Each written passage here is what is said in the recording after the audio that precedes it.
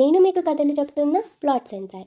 ఇక్కడ మీరు మంచి మంచి యానిమే, మాంగా, బుక్స్ ఇవన్నిటిలో ఉన్న అసలైన కథలు, ప్లాట్ ట్విస్ట్ తెలుసుకుంటారు. ఇవాళ మనం మాట్లాడబోతున్న కథ ఒక ఏలియన్ కోసం. ఒక చిన్న ఏలియన్ తన గ్యాడ్జెట్స్తో అందరినీ హ్యాపీ చేయాలని భూమి మీదకు వస్తుంది. కానీ తన చిన్న ప్రయత్నాలు పెద్ద విషాదాలకు దారితీస్తాయి. ఇదే టకోపీస్ ఒరిజినల్ సిన్. కథలోకి ప్రవేశిద్దాం. ఈ యానిమేలో మన మెయిన్ క్యారెక్టర్ ఈ పాప పేరు సుజుకా. సుజుకా స్కూల్లో 4th స్టాండర్డ్ చదువుతుంది. ఒకరోజు స్కూల్ నుంచి ఇంటికి వెళ్తుంటే దారిలోని పార్క్లో ఒక క్రియేచర్ని చూస్తుంది. ఆ క్రియేచర్ ఏమో తను ఒక ఏలియన్ అని, హ్యాపీ ప్లానెట్ నుంచి ప్రపంచంలోని అందరినీ తన గ్యాడ్జెట్స్తో హ్యాపీ చేయడానికి వచ్చాను అని తన గురించి సుజుకాకి చెప్తుంది. సుజుకాకి ఆ ఏలియన్ నేమ్ ప్రొనౌన్స్ చేయడం రాకపోవడంతో తన బుక్లో ఉన్న ఆక్టోపస్కి సిమిలర్గా ఉంది అని ఏలియన్కి టకోపీ అని పేరు పెడుతుంది. టకోపీ అంటే జపనీస్లో ఆక్టోపస్ అని అర్థం. ఆకలిగా ఉంది అన్న ఏలియన్కి సుజుకా ఒక బ్రెడ్ ఇస్తుంది. దానితో టకోపీకి సుజుకా అంటే బాగా నచ్చుతుంది. ఇంకా బ్రెడ్ ఇచ్చినందుకు కృతజ్ఞతగా ఫ్లాపీ వింగ్స్ అనే ఒక గ్యాడ్జెట్ చూపించి దానితో ఆకాశంలో ఎగరవచ్చు అని సుజుకాకి ఇస్తుంది.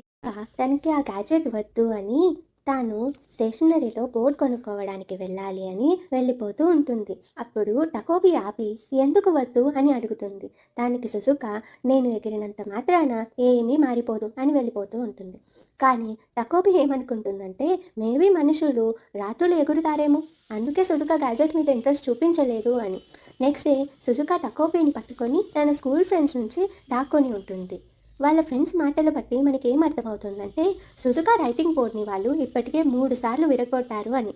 ఈసారి కూడా టకోపీ ఒక గ్యాడ్జెట్ని ఇచ్చి సుజుకాని హ్యాపీ చేద్దాం అనుకుంటుంది. అందుకు హ్యాపీ కెమెరా గ్యాడ్జెట్ని చూపిస్తూ దీనితో ఫోటో తీసుకుంటే వెంటనే హ్యాపీ పేపర్ మీద ప్రింట్ అవుతుంది, ఇంకా ఇందులో ఒక స్పెషల్ ఫంక్షన్ ఉంది అని చెప్తుండగా సుజుకా స్మార్ట్ ఫోన్ ఉందిగా అని చెప్పి ఇంకొక బోర్డు కొనుక్కోవడానికి వెళ్ళిపోతుంది. ఇలానే ఇంకొక 3 రోజులు గడిచిపోతాయి. తాను ఏ గ్యాడ్జెట్స్ కూడా తీసుకోదు. సుజుకా టకోపీని కూడా ఇంటికి తీసుకొని వెళ్తుంది. సుజుకా వాళ్ళ డాగ్ చాపీని టకోపీకి చూపిస్తుంది. తన డాగ్ చాపీ ఉన్నంత వరకు ఎంత కష్టమైనా భరించగలను అని సుజుకా టకోపీతో చెప్తుంది. సుజుకా వాళ్ళ అమ్మ నాన్న విడిపోయారు.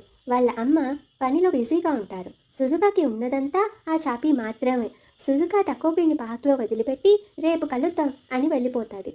కానీ నెక్స్ట్ డే తాను ఒంటి నిండా గాయాలతో వస్తుంది. ఇంకా తన చేతిలో చాపీ బెల్ట్ ఉంటుంది.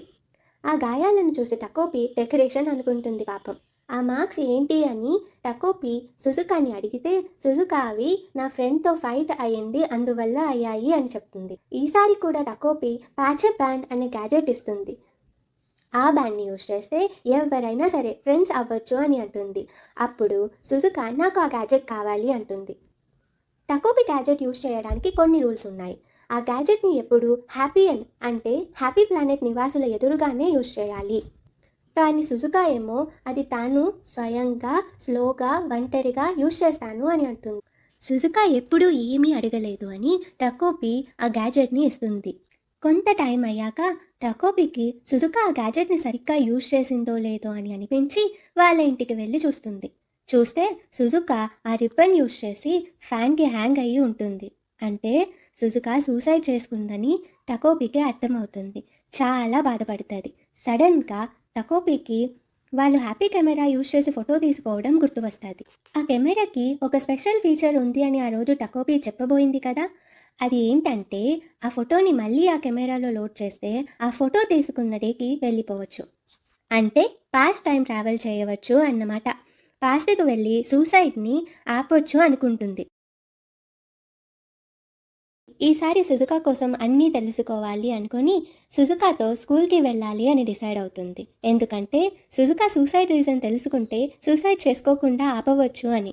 సుజుకా టకోపీ స్కూల్కి రావచ్చు కానీ ఎవరికి కనిపించకూడదు అని అనడంతో ఒక హ్యాపీ ఫ్లవర్ పిన్ అనే గ్యాడ్జెట్ని టకోపీ పెట్టుకుంటుంది. అది పెట్టుకుంటే అందరికీ టకోపీ ఒక ఫ్లవర్ లాగా కనిపిస్తుంది. అలా సుజుకా హెయిర్ మీద ఉంటూ స్కూల్కి వెళ్తుంది టకోపీ. స్కూల్లో సుజుకాని మరీనా అనే అమ్మాయి బాగా బుల్లీ చేస్తూ ఉంటుంది. సుజుకా నోట్బుక్ వాళ్ళు దొంగతనం చేస్తారు. సుజుకాకి టీచర్ క్వశ్చన్ అడిగితే చెప్పలేకపోతుంది.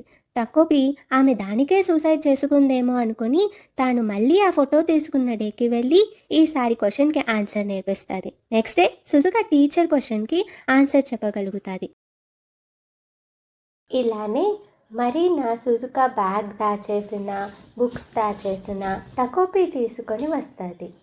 టకోపికి సుజుకా మరీనా ఫైట్ చేసుకుంటున్నారని అర్థమవుతుంది. కానీ టకోపి మరీనా సుజుకా అటెన్షన్ కోసమే తనతో ఫైట్ చేస్తుంది అనుకుంటుంది. వాళ్ళిద్దరు ఫ్రెండ్స్ అయిపోతే సుజుకా సూసైడ్ చేసుకోదు అనుకుంటుంది. ఈ లోపల సుజుకా క్లాస్మేట్ సుజుకాని పిలిచి మరీనా నీతో మాట్లాడాలి అంట అని చెప్తారు. టకోపి అది విని ఏమనుకుంటుందంటే ఇదే మంచి ఛాన్స్, వాళ్ళు కలిసిపోతారు అని. కానీ సుజుకా వెళ్ళడానికి భయపడడం చూసి టకోపి ట్రాన్స్ఫర్మేషన్ ప్యాలెట్ అనే గ్యాజెట్ని యూజ్ చేసి తానే సుజుకా లాగా ట్రాన్స్ఫార్మ్ అయ్యి మరీనాని కలవడానికి వెళ్తుంది. అయితే మరీనా సుజుకాలా ఉన్న టకోపిని దారుణంగా కొడుతుంది. దెబ్బకి టకోపి మళ్ళీ పాస్ట్కి వెళ్తుంది. మళ్ళీ ఈసారి మాట్లాడాలని మరీనా పిలిచినప్పుడు సుజుకానే అయితే టకోపి సుజుకా వాళ్ళ టీచర్ని పిలిచి సేవ్ చేస్తుంది. క్లాస్ లీడర్ అజుమా కూడా అక్కడే ఉంటాడు. తాను సుజుకాకి ఏమైనా హెల్ప్ కావాలా అని అడుగుతాడు. కానీ సుజుకా ఏం చేసినా నా లైఫ్ మారదు అని వెళ్ళిపోతుంది. సుజుకాకి అర్థమవుతుంది టకోపి తనకి హెల్ప్ చేస్తుంది అని. మరీనా వాళ్ళ ఫాదర్, సుజుకా వాళ్ళ మదర్ క్లోజ్ అయినప్పటి నుంచి మరీనా సుజుకాని బుల్లీ చేయడం స్టార్ట్ చేసినట్టుగా సుజుకా టకోపితో చెప్పుకుంటుంది. ఇంకోవైపు మరీనా ఇంటికి వెళ్ళేసరికి వాళ్ళ డైనింగ్ టేబుల్ చల్ల చెదురుగా ఉంటుంది. ఇంకా వాళ్ళ అమ్మ ఏడుస్తూ నువ్వు త్వరగా రాలేదు, మీ నాన్న వేరే ఆవిడతో ఈరోజు కూడా డిన్నర్కి వెళ్ళిపోయాడు, నువ్వు నాకే సపోర్ట్గా ఉంటావుగా అని కొంచెం ఎమోషనల్గా బ్లాక్మెయిల్ చేస్తూ మాట్లాడుతుంది. ఇది చూస్తే మనకి అర్థమవుతుంది మరీనా ఎందుకు అలా బిహేవ్ చేస్తుంది అని. ఇంతటితో ఎపిసోడ్ 1 ముగుస్తుంది. ఇంకా కథ మిగిలే ఉందండి. ఈ యానిమేలో కేవలం 6 ఎపిసోడ్స్ మాత్రమే ఉన్నాయండి. కాబట్టి కథ ముగిసే వరకు నాతో ఉండండి. Subscribe to plot sensei.